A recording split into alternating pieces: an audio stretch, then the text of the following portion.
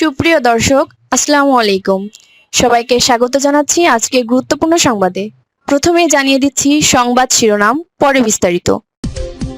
জানিয়ে দেব এই মুহূর্তে হাতে পাওয়া সর্বশেষ গুরুত্বপূর্ণ আপডেট আন্তর্জাতিক সংবাদ। শুরুতেই থাকছে যুক্তরাষ্ট্র হতাশ, নতুন নিষেধাজ্ঞাও ব্যর্থ হবে।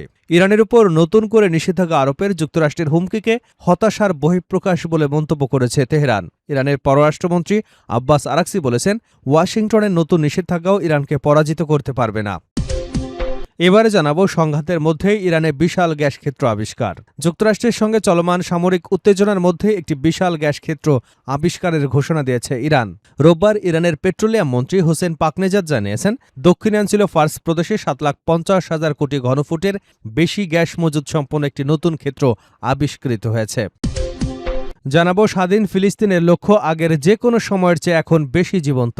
ফিলিস্তিনকে সমুদ্র থেকে নদী পর্যন্ত প্রতিষ্ঠার লক্ষ্য আগের যে কোনো সময়ের চেয়ে বেশি জীবন্ত এবং অর্জনযোগ্য বলে মন্তব্য করেছেন ইরানের ইসলামিক রেভলিউশনারি গার্ড কর্পসের কুদস ফোর্সের কমান্ডার ইসমাইল কানি। এদিকে ইরান যুদ্ধে নতুন ধাপে যাচ্ছে যুক্তরাষ্ট্র, পাশে চায় মিত্রদের। ইরানের সঙ্গে চলমান যুদ্ধ খুব শীঘ্রই নতুন এক ধাপে প্রবেশ করতে যাচ্ছে বলে জানিয়েছেন মার্কিন প্রতিনিধি পরিষদের স্পিকার মাইক জনসন। যুদ্ধে এবার মিত্র দেশগুলোকে পাশে চাইছে যুক্তরাষ্ট্র বলে জানিয়েছেন তিনি। এবারে থাকছে উত্তেজনা প্রমোশনে সিরিয়ার পররাষ্ট্রমন্ত্রীর সঙ্গে মোসাদ প্রধানের বৈঠক। সিরিয়ার একটি বিমান ঘাঁটিতে ইসরায়েলি হামলার পর দুদেশের মধ্যে উত্তেজনা প্রমোশনের উদ্যোগ হিসেবে সিরিয়ার পররাষ্ট্রমন্ত্রী আসাদ আল শাইবানের সঙ্গে বৈঠক করেছেন ইসরায়েলের গোয়েন্দা সংস্থা মোসাদের প্রধান রোমান ফোগম্যান। এবং সর্বশেষ জানাবো হরমুজে জাহাজ চলাচলে বিভিন্ন সেবার ফি নিতে খসড়া অনুমোদন ইরানের। হরমুজ প্রণালী দিয়ে চলাচল করা জাহাজের থেকে বিভিন্ন সেবার জন্য ফি নেওয়ার একটি খসড়া আইন অনুমোদন করেছে ইরানের পার্লামেন্ট ও জাতীয় নিরাপত্তা পররাষ্ট্রমন্ত্রী বিষয়ক কমিশন। ইরানের রাষ্ট্রীয় সংবাদ সংস্থা IRNA জানিয়েছে, হরমুজ প্রণালীর নিরাপত্তা এবং অগ্রগতি নিশ্চিত করতে কৌশলগত পদক্ষেপ পরিকল্পনার তৃতীয় ধারা অনুমোদন করেছে কমিশন। দর্শক, এই ছিল শিরোনাম, এবার থাকছে পুরো সংবাদ। অনুরোধ থাকবে ভিডিওতে একটি লাইক দিন, কমেন্টস করে জানিয়ে দিন এই ভিডিওটি আপনি কোন জেলা থেকে দেখছেন এবং শুনছেন। ইরান, ইসরায়েল, যুক্তরাষ্ট্র, ফিলিস্তিনের যুদ্ধে আপনি যদি চান মুসলিমরা বিজয়ী হোক, তাহলে চ্যানেলটি সাবস্ক্রাইব করে ফেলুন, বেল আইকনটি বাজিয়ে দিন যাতে সর্বশেষ নিত্য নতুন আপডেট সবার আগে আপনার কাছে পৌঁছে যায়। যুক্তরাষ্ট্র হতাশ, নতুন নিষেধাজ্ঞাও ব্যর্থ হবে ইরান। ইরানের উপর নতুন করে নিষেধাজ্ঞা আরোপের যুক্তরাষ্ট্রের হুমকিকে হতাশার প্রকাশ বলে মন্তব্য করেছে তেহরান। ইরানের পররাষ্ট্রমন্ত্রী আব্বাস আরাকচি বলেছেন, ওয়াশিংটনের নতুন নিষেধাজ্ঞাও ইরানকে পরাজিত করতে পারবে না। রোববার টেলিগ্রামে প্রকাশিত এক ভিডিও বার্তায় আরাকচি বলেন, সামরিক অভিযান থেকে সরে এসে আবারও পুরনো নিষেধাজ্ঞার পরিকল্পনায় ফিরে যাওয়া যুক্তরাষ্ট্রের হতাশারই প্রমাণ। মার্কিন অর্থমন্ত্রী স্কট বেসেন্ট সোমবার সংবাদ সম্মেলনে ইরানের বিরুদ্ধে ইতিহাসের সবচেয়ে কঠোর নিষেধাজ্ঞা ঘোষণা করতে পারেন বলে হুমকি দিয়েছেন। এরই মধ্যে আন্তর্জাতিক নিষেধাজ্ঞার কারণে ইরানের অর্থনীতি ব্যাপক চাপে রয়েছে। দেশটির বিভিন্ন কাঠামোতে হামলা হয়েছে। 28শে ফেব্রুয়ারি যুক্তরাষ্ট্র এবং ইসরায়েলের হামলার শুরুর পর ইরানে হাজারো মানুষ নিহত হয়েছেন বলেও প্রতিবেদনে উল্লেখ করা হয়েছে। তবে প্রায় 6 মাস ধরে চলা সংঘাতের মধ্যেও ইরান পিছু হটেনি। হরমুজ প্রণালীতে অনুমোদনহীন তেলবাহী জাহাজ চলাচল বন্ধ করে দিয়েছে তেহরান। বিশ্বের তেল পরিবহনের জন্য গুরুত্বপূর্ণ এই সমুদ্রপথ কার্যত অবরোধ তৈরি হওয়ায় আন্তর্জাতিক বাজারে তেলের দাম ব্যাপক বৃদ্ধি পেয়েছে। আরাকচি বলেন, যুক্তরাষ্ট্র বারবার একই ধরনের পদক্ষেপ নিচ্ছে। সামরিক অভিযান থেকে সরে এসে আবারও পুরনো কৌশলে অর্থাৎ নিষেধাজ্ঞার পরিকল্পনা সামনে এনে তাদের হতাশারই প্রমাণ দিচ্ছে। ইরানের পররাষ্ট্রমন্ত্রী বলেন, ন্যায্য ও সম্মানজনক সমাধানে পৌঁছতে হলে যুক্তরাষ্ট্রকে ইরানের সঙ্গে সম্মানের সঙ্গে কথা বলতে হবে। তিনি বলেন, আমরা কখনো ভয় পাইনি। তাদের সব পদক্ষেপ, অবরোধ হোক বা সামরিক অভিযান, সবগুলোই ব্যর্থ হয়েছে। তাদের এই নতুন পদক্ষেপও পুরোপুরি ব্যর্থ হবে। মার্কিন প্রেসিডেন্ট ডোনাল্ড ট্রাম্প হুঁশিয়ারি দিয়েছেন, ইরানকে যে কোনো ধরনের সহায়তা দেওয়া দেশগুলোর বিরুদ্ধে অর্থনৈতিক ব্যবস্থা নেওয়া হতে পারে। মার্কিন অর্থমন্ত্রী বেচেন চীনকেও ওয়াশিংটনের সঙ্গে সহযোগিতা করবার আহ্বান জানিয়েছেন। 2025 সালের তথ্য অনুযায়ী ইরান থেকে সমুদ্রপথে রপ্তানি হওয়া তেলের 80%-রও বেশি কিনেছে চীন। তবে বেইজিংয়ের কূটনৈতিক সমাধানের পক্ষে অবস্থান নিয়েছে। এদিকে আঞ্চলিক শান্তি এবং নিরাপত্তা প্রতিষ্ঠায় প্রচেষ্টার অংশ হিসেবে পাকিস্তানের সেনাপ্রধান আসিম মুনির সোমবার তেহরান সফর করবেন বলে জানিয়েছে তেহরান। চলমান সংঘাতে পাকিস্তান মধ্যস্থতার চেষ্টা চালিয়ে যাচ্ছে। পাকিস্তান সরকারের একটি কূটনৈতিক সূত্র জানিয়েছে, মুনিরের সফরের সাম্প্রতিক পরিস্থিতি এবং ইরানের বিরুদ্ধে যুক্তরাষ্ট্রের নতুন নিষেধাজ্ঞার হুমকি নিয়েও আলোচনা হতে পারে। মার্কিন প্রেসিডেন্ট ডোনাল্ড ট্রাম্প শুক্রবার বলেছেন, ওয়াশিংটন পরিস্থিতির উপর নজর রাখছে। ইরান একটি চুক্তি করতে চায়, তবে তার মতে তেহরান এখনও সঠিক চুক্তি করতে প্রস্তুত নয়। সংঘাতের মধ্যে ইরানে বিশাল গ্যাস ক্ষেত্র আবিষ্কার। যুক্তরাষ্ট্রের সঙ্গে চলমান সামরিক উত্তেজনার মধ্যে একটি বিশাল গ্যাস ক্ষেত্র আবিষ্কারের ঘোষণা দিয়েছে ইরান।